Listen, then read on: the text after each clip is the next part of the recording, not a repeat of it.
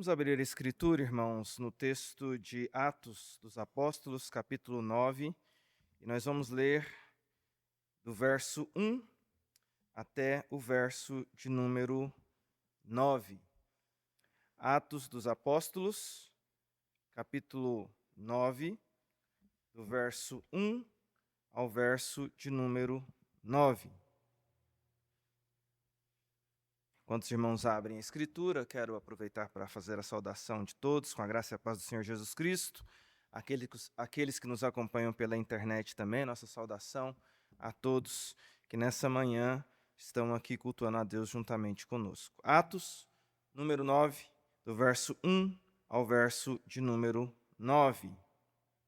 Diz assim a Sagrada Escritura: Saulo, respirando ainda ameaças e morte contra os discípulos do Senhor, dirigiu-se ao sumo sacerdote e lhe pediu cartas para as sinagogas de Damasco, a fim de que, caso achasse alguns que eram do caminho, assim homens como mulheres, os levasse presos para Jerusalém. Seguindo ele estrada fora, ao aproximar-se de Damasco, subitamente uma luz do céu brilhou ao seu redor. E caindo por terra, ouviu uma voz que lhe dizia: Saulo, Saulo, por que me persegues? Ele perguntou: Quem és tu, Senhor? E a resposta foi: Eu sou Jesus, a quem tu persegues. Mas levanta-te, entra na cidade, onde te dirão o que te convém fazer. Os seus companheiros de viagem pararam emudecidos, ouvindo a voz, não vendo, contudo, ninguém. Então se levantou Saulo da terra, e abrindo os olhos, nada podia ver. E guiando-o pela mão, levaram-no para Damasco. Esteve 3 dias sem ver, durante os quais nada comeu nem bebeu. Vamos orar? Pai, nós te bendizemos pela tua palavra nessa manhã, privilégio que temos de estudar esse texto e podermos, ó Deus, tirar desse texto algumas lições para a nossa vida, e é o que nós pretendemos, ó Deus. É um texto inspirado, é um texto que registra uma história importante para nós, é um texto, ó Deus, que lança luz também sobre a nossa realidade dos nossos dias. Portanto, ó Deus, nós olhamos para esse texto, ó Deus, e reconhecemos que é a palavra do Senhor e pedimos ao Senhor, ó Pai, fala ao nosso coração. Evidentemente, ó Deus, que temos aqui um momento e um tempo para isso, e nós temos aqui, ó Deus, a oportunidade de ter alguém expondo esse texto, mas absolutamente nada disso, ó Deus, terá nenhum significado se o Teu Espírito Santo não agir. Portanto, ó Deus, eu quero pedir ao Senhor, ó Pai, encarecidamente, que o Teu Espírito Santo ilumine as nossas mentes e os nossos corações, a começar em mim, expositor, e a todos os meus irmãos que estão ouvindo, os que estão ouvindo nesse momento aqui ao vivo, os que irão ouvir essa mensagem em algum momento no futuro, eu quero pedir ao Senhor, ó Pai, que o Teu Espírito Santo ilumine mentes e corações, para que possamos, ó Deus, compreender o texto, e não somente compreender, mas aplicar os princípios desse texto às nossas vidas, para que possamos viver uma vida diferente, que de fato, ó Deus, manifeste nessa sociedade que nós somos sal da terra e luz do mundo, ó Deus. Portanto, seja a Tua bênção sobre nós, nos ensina, ó Pai, por meio da Tua Escritura. Pai, traga todo pensamento cativo à Tua presença, e como já foi pedido aqui ao longo desse culto, mais uma vez, nós humildemente pedimos ao Senhor, perdoa os nossos pecados, purifica os nossos corações, abençoa as nossas mentes e corações, nos sensibiliza para a Tua presença nessa manhã, abençoa o Teu povo reunido aqui neste lugar. É a oração que fazemos ao Senhor em nome de Jesus. Amém. Os irmãos podem se assentar. Eu quero pensar com vocês aqui nessa manhã, a partir desse texto, sobre a seguinte temática, né? Pensando a respeito da conversão. Pensando a respeito da conversão. Eu, algumas vezes, na verdade, eu vou sempre construindo conceitos ao longo do que eu vou falando, e poucas vezes eu já lanço alguns conceitos previamente, mas eu quero lançar alguns pré-conceitos aqui para vocês, antes de argumentar nesse texto aqui. Mas é interessante a gente perceber que nos nossos dias, na nossa geração, isso já é de muito tempo, vez ou outra a gente percebe que existem preconceitos equivocados acerca da conversão. Isso é fruto de algumas coisas que a gente percebe e que é mais do que geracional. Na verdade, isso vem de algumas coisas históricas que aconteceram. um evangelicalês que existe aí, né, um evangeliquez, melhor dizendo, que muitas vezes tem feito com que o evangelho seja proclamado de maneira superficial, rasa, e isso tem raízes, né? Uma das raízes históricas é um personagem chamado Charles Finney, que foi chamado de avivalista, mas que com ele muita superficialidade foi acontecendo no meio evangélico de massa.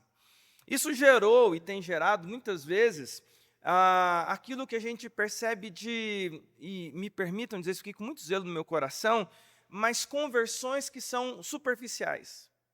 Gente que se diz convertida, mas que a vida, o testemunho, a postura, as ações não condizem com o que a Escritura ensina.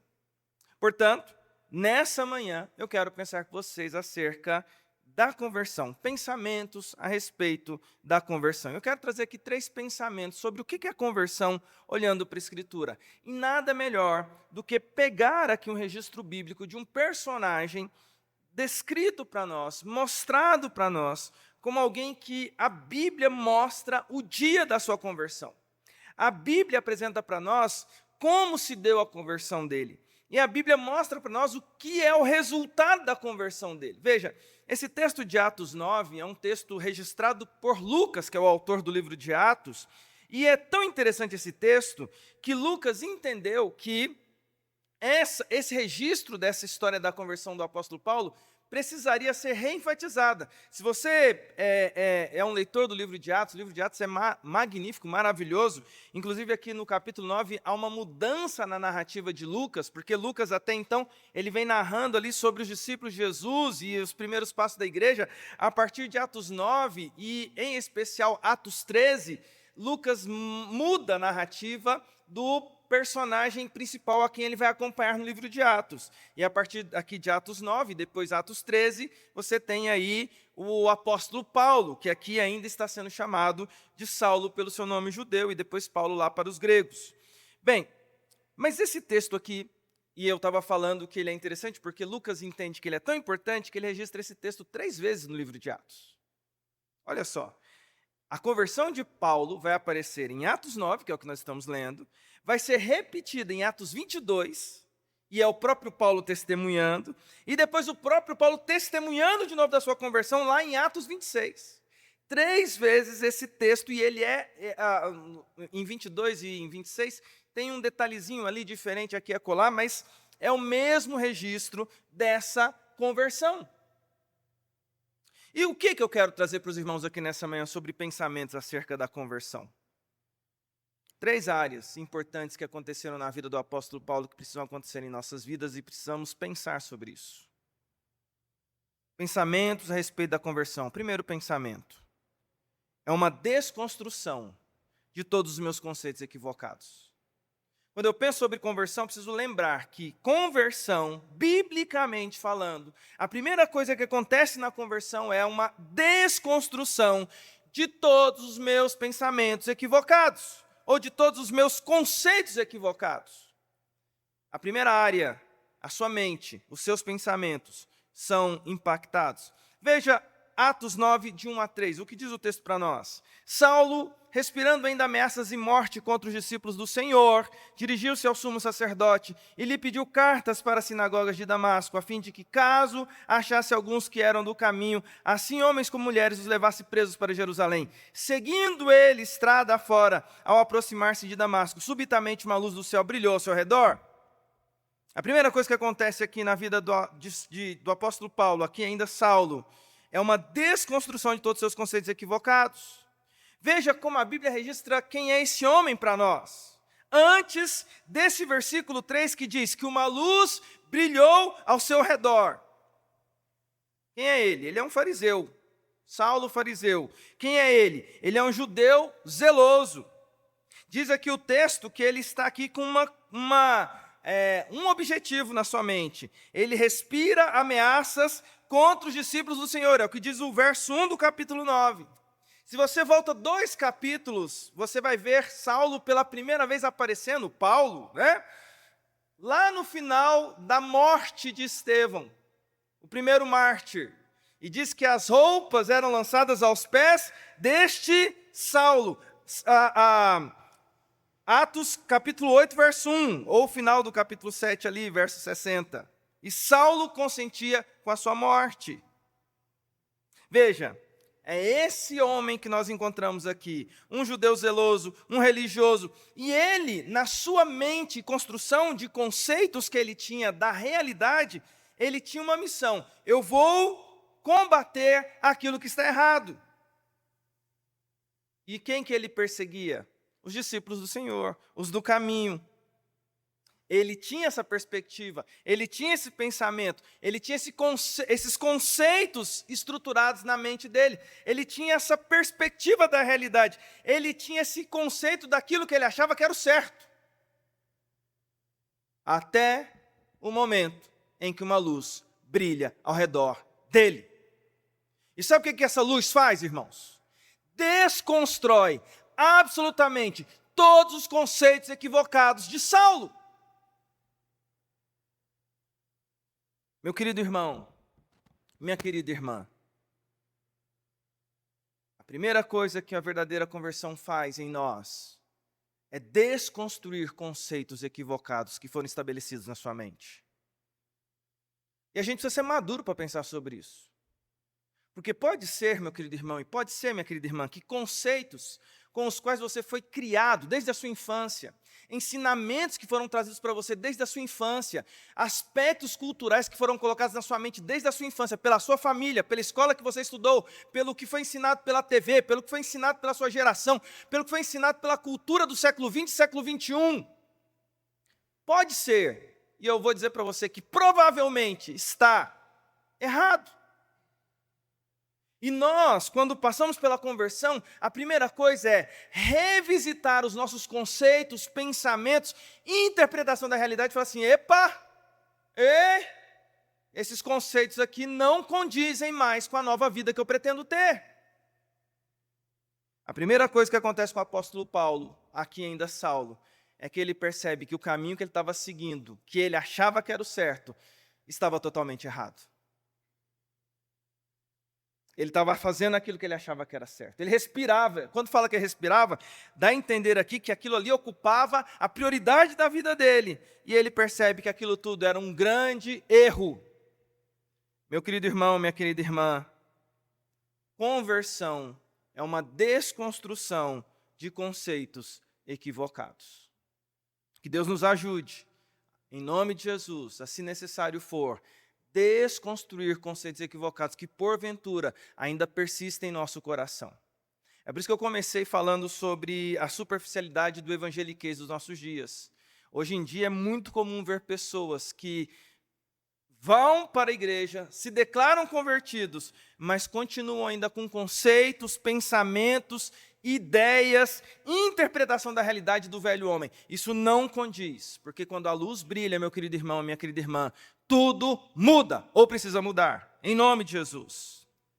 Em segundo lugar, se em primeiro lugar a gente tem aqui o conceito de que é uma transformação dos meus pensamentos, ou conceitos equivocados. Em segundo lugar, é uma transformação dos meus sentimentos, ou do meu ser. Veja comigo o verso 4 do capítulo 9, mas eu vou ler aqui a sequência aqui do versos 16, na verdade dos versos 15 até o 19, mas vamos lá, começando aqui pelo verso 4, diz assim: E caindo por terra, ouvi uma voz que lhe dizia: Saulo, Saulo, por que me persegues?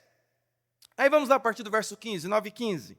Mas o Senhor lhe disse: Vai, porque este é para mim um instrumento escolhido para levar o meu nome perante os gentios e reis, bem como perante os filhos de Israel, pois eu lhe mostrarei quanto lhe importa sofrer pelo meu nome.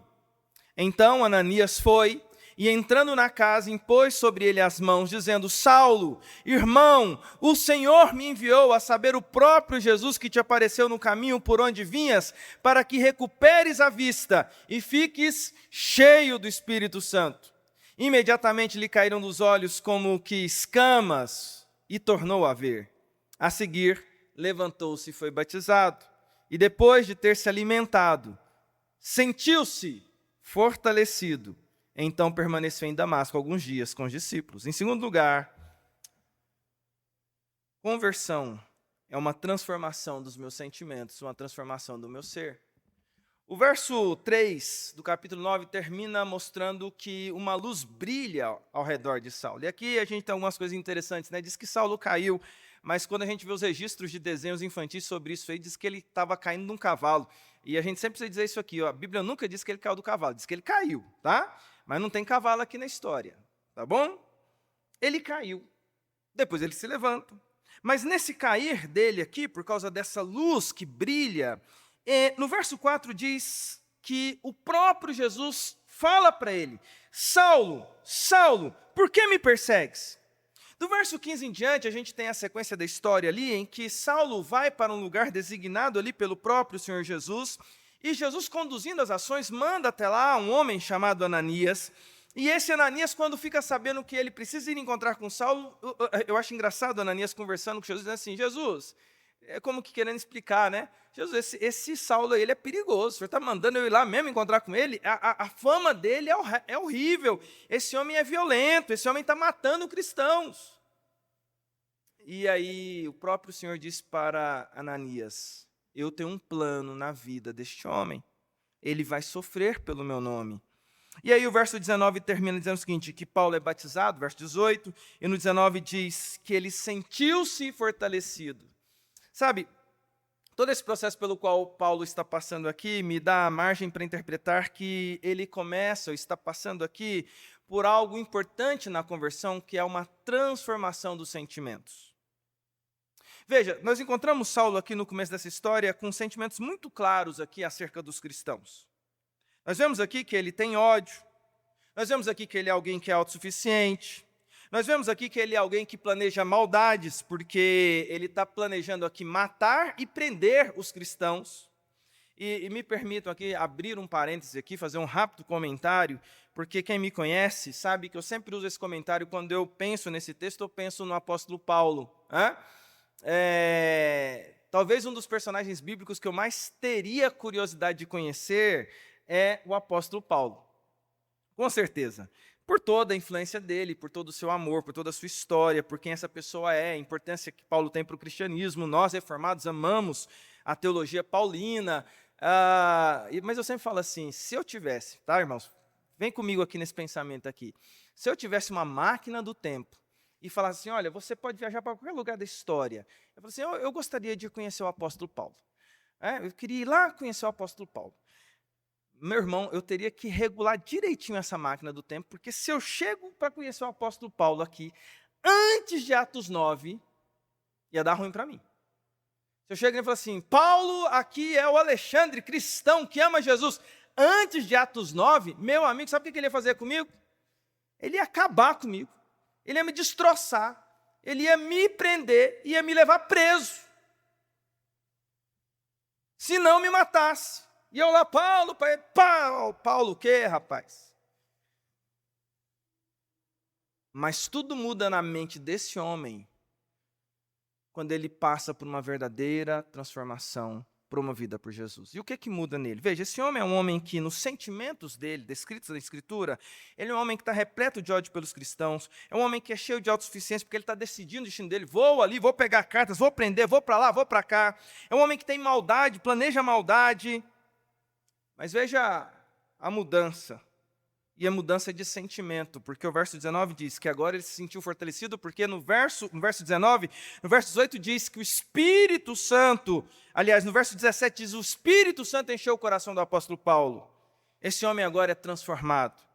E o que a gente percebe a partir de agora da transformação? Esse homem passa a ser conhecido como homem do amor. Se você pega as cartas do apóstolo Paulo, especialmente ali a que ele escreve aos Efésios, o capítulo 3 para mim é um tratado sobre amor, do qual eu tenho um dos textos que eu mais aprecio na Escritura, que é o apóstolo Paulo orando pelos irmãos de Efésios, dizendo o seguinte, olha, que vocês, e eu estou orando por isso, ele diz lá em Efésios 3,14, diz assim, eu estou orando por vocês, para que vocês conheçam a profundidade do amor, a altura, a profundidade, a largura, o comprimento do amor que está manifesto em Cristo Jesus. os sentimentos do apóstolo Paulo foram transformados. De alguém cheio de ódio para alguém cheio de amor que transborda amor. De alguém cheio de maldade para alguém agora que transborda bondade. De alguém que é independente para, no próprio texto aqui, termos alguém que agora é dependente, porque ele agora não é mais dono do seu destino e da sua viagem. Ele diz assim, para onde que eu tenho que ir? E aí Jesus diz para ele, olha, você vai para casa tal, encontrar tal pessoa, e lá vai acontecer a sequência do que começou a acontecer aqui. Ele passa a ser alguém dependente. Meus queridos irmãos, verdadeira conversão é mudança dos nossos sentimentos, é transformação do nosso ser. Eu quero pensar com você aqui nessa manhã. Como estão seus sentimentos, meu querido irmão, minha querida irmã? Quando eu comecei essa mensagem aqui pensando sobre o evangeliquez, uma das tristezas que eu vejo do evangeliquez dos nossos dias é ver pessoas que se autodenominam cristãos, mas que o coração está transbordando de ódio, o coração está transbordando de falta de perdão, o coração está transbordando de autossuficiência, o coração está transbordando de maldade. E muitas vezes parece que o ser não passou por uma verdadeira transformação. A Escritura mostra a transformação do apóstolo Paulo para mostrar que, a partir da conversão, o ser daquele homem foi transformado. Meu irmão, minha irmã, em nome de Jesus, que nós possamos, pela graça de Deus, ter a nossa transformação dos nossos sentimentos. Eu quero dizer para você aqui nessa manhã, se você veio aqui nessa manhã, está aqui nesse culto, você que nos acompanha aí pela internet, e você está lutando contra áreas sombrias do seu coração, sentimentos que não deveriam estar ali, sentimentos nocivos que têm brotado ali, sentimentos destrutivos que tem ali, que você sabe que estão ali, meu querido irmão, em Cristo ainda é tempo de transformar. Eu quero afirmar para você aqui nessa manhã que esse homem que foi liberto não é melhor que nós. Quem é o melhor da história aqui é Jesus que libertou ele. E Jesus que libertou esse homem malvado e transformou ele num homem importante para o cristianismo, pode libertar você de sentimentos, sensações, coisas do seu coração que não deveriam estar ali. Deus continua nos libertando e Ele pode te libertar, inclusive, nessa manhã. Em último lugar, em terceiro e último, pensamentos acerca da conversão. É uma mudança de rei, ou uma mudança de atitudes. Veja os versos 4, 5 e 6 do capítulo 9. Diz assim, e caindo por terra, ouviu uma voz que lhe dizia, Saulo, Saulo, por que me persegues? Ele perguntou, quem és tu, Senhor? E a resposta foi, eu sou Jesus a quem tu persegues. Mas, levanta-te, entra na cidade, onde te dirão o que te convém fazer. Aqui, em último lugar, eu quero argumentar com vocês sobre pensamentos acerca da conversão. Em último lugar, conversão é uma mudança de rei. Quem é o rei que domina o seu coração? Quem é o regente da sua história? Quem é o regente da sua vida? Quem é que domina sobre você? Aqui nós temos algumas características nessa parte do texto, porque quando Paulo, cai por terra, ele ouve essa voz dizendo, por que me persegues? Imediatamente, a identificação de Saulo é uma identificação ali agora já começando uma dependência, percebendo que ele está diante de alguém importante, ele vai dizer assim, quem és tu, Senhor? Quem é? Quem que está falando?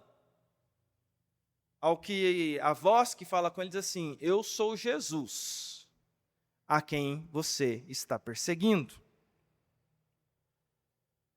E esse Jesus imediatamente estabelece sobre Paulo uma autoridade e um reinado sobre ele. Diz assim, mas agora você não é mais dono de si mesmo. Você vai se levantar e você vai para a cidade, aonde te dirão o que convém fazer. Você até agora foi dono do seu destino. Agora você não é mais. Você agora é meu. Eu sou o seu rei. Conversão, meus queridos irmãos e a gente precisa pensar sobre isso, é uma mudança de rei. Quem reinava sobre o apóstolo Paulo? A gente pode dizer algumas coisas aqui. Uma característica que a gente percebe em Paulo é que a carne reinava sobre ele. Ele fazia aquilo que a carne dele, aquilo que a vontade dele determinava. A atitude dele era resultado do pensamento dele e a carne dele fazia aquilo. Ele estava ali seguindo a sua carne e perseguindo pessoas. A atitude dele é carnal. Quem era o rei dele? A gente tem aqui o posicionamento dele que mostra quem era o rei dele. Esse reinado dele mesmo sobre si é um reinado de alguém que no local, a posição dele era uma posição de perseguidor. Aqui, o texto descreve ele, e lá em Atos 7, Atos 8, descreve este homem como um perseguidor. Esta é a posição e este é o rei dele. A posição dele é alguém que persegue pessoas. Qual que é a outra característica que ele tem? Ele é senhor sobre si, ele faz a vontade dele. E aqui a gente tem algumas coisas interessantes. Por exemplo, na posição, ele é perseguidor. Na carne, ele é agressivo, ele é violento. Esse é o homem que nós encontramos aqui no capítulo 9. No senhorio, ele tem domínio sobre si, e ele acha que tem domínio sobre a sua história. Mas tudo muda quando o rei muda. E aqui no capítulo 9, nós vemos uma mudança de rei. Porque conversão, meus queridos irmãos, é mudança de rei. Outro rei passa a reinar em nossas vidas. E esse rei tem nome. Esse rei se identifica para Paulo e diz: eu sou Jesus a quem tu persegues. Mas a partir de agora, você está debaixo do meu domínio e da minha autoridade. Vai para tal lugar. E o que Paulo faz, irmãos? Paulo agora tem um novo rei. Paulo vai obedecer o que esse rei ordena que ele faça. Aqui é muito interessante porque a gente vê essa mudança de atitudes, porque agora ele não é mais dominado pela carne, ele é dominado por Cristo. A posição dele muda, de perseguidor ele passa a ser agora perseguido. E se você pega Atos 9 em diante, qual que é a posição de Paulo a partir de Atos 9, irmãos?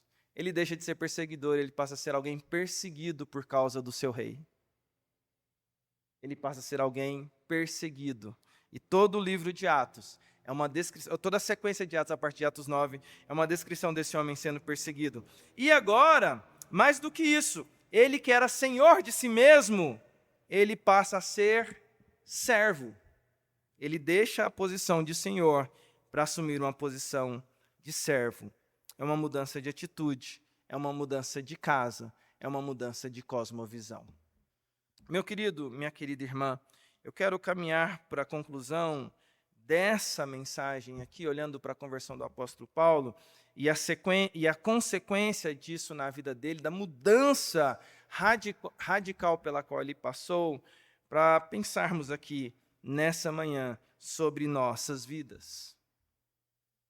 Que frutos a sua conversão tem dado? Que frutos a sua conversão tem manifesto de que você pertence ao novo Senhor? Como estão seus pensamentos? Que tipo de pensamento e construção da realidade você tem feito enquanto cristão?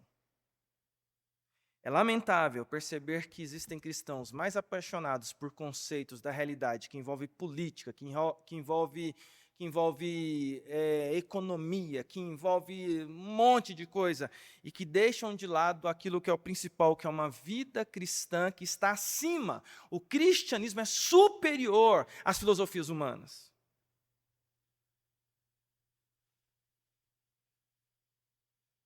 Eu vejo o cristão brigando com o cristão por causa de política. Isso é um absurdo, seja de que lado for. Os nossos pensamentos, a nossa perspectiva da realidade foi transformada. Somos todos de Cristo. A nossa filosofia é a filosofia da cosmovisão que diz o seguinte: a realidade que nós vivemos a partir de uma perspectiva de Cristo para nós. Criação, queda, redenção e consumação. Nós enxergamos a realidade a partir disso. E por essa realidade, nós vivemos a nossa vida naquilo aonde Deus nos colocou. Como estão seus pensamentos? Quais são os conceitos que têm dominado a sua mente? como estão os seus sentimentos, meu querido irmão? Eu sempre me espanto, e espanto, evidentemente, meu querido irmão, a partir do meu próprio coração, porque esses dias eu falava para a mocidade aqui da igreja, que tem um termo agora entre os jovens, me permita usar esse termo, tá, irmãos? Acontece muito entre a juventude, que é a sua versão prime, que eles falam, né? Eu quero a minha versão prime. A versão prime é o melhor momento da sua vida, é a sua versão prime. Né? E eu estava conversando com os jovens aqui da nossa igreja sobre essa versão prime. Né?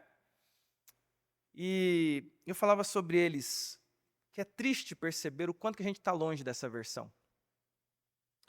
E, como eu disse, a partir do próprio coração, é triste ver o quanto que o nosso coração ainda é carnal, o quanto que a gente ainda guarda mágoas das pessoas, o quanto que a gente ainda não perdoou, o quanto que a gente ainda, às vezes, permite crescer no nosso coração sentimentos nocivos de amargura, de raiva, de ódio, e, às vezes, coisas terríveis, como violências. Meu querido irmão, como estão seus sentimentos nessa manhã? E, por fim, quem é que tem reinado no seu coração? Quem é que tem reinado no seu coração?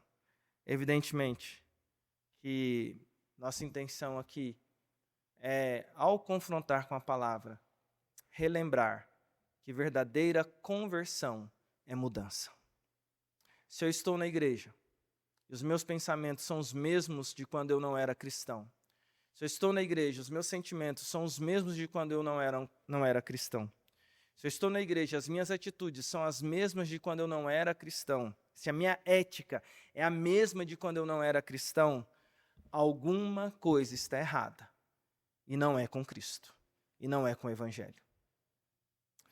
Que Deus nos ajude a perceber que conversão, a partir do que a gente vê no apóstolo Paulo, é uma mudança radical de pensamentos, sentimentos e atitudes.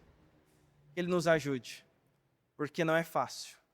Mas o próprio apóstolo Paulo, que é referência para nós, no final da sua jornada, e a Bíblia nos permite ter um olhar completo sobre esse homem, desde a sua conversão, e depois ele registra como é que era a sua infância, a sua adolescência, a sua vida, mas a gente vê esse tempo dele como missionário, mas a mesma Escritura revela o final da vida do apóstolo Paulo, ou seja, a conversão de fato levou esse homem a viver uma vida na presença de Deus, e as últimas palavras do apóstolo Paulo são registradas antes do seu martírio, antes dele ser morto ali por Roma, antes de ser decapitado. Ele escreve a Timóteo e diz: combati o bom combate, completei a carreira, guardei a minha fé. Agora, a coroa da justiça está reservada para mim, mas não somente a mim, mas a todos. E aí ele olha para a gente com fé. A todos aqueles que vierem a crer por intermédio de Jesus Cristo. Ele termina suas últimas palavras dizendo: os meus sentimentos, os meus pensamentos e as minhas atitudes são para o Rei que me chamou e mudou a minha história. Que Deus nos ajude, irmãos, a permanecermos fiéis até o fim. E se você precisa de transformação, meu querido irmão, Jesus continua poderoso, Ele não mudou. E Ele tem poder para transformar os seus pensamentos, os seus sentimentos e as suas atitudes também.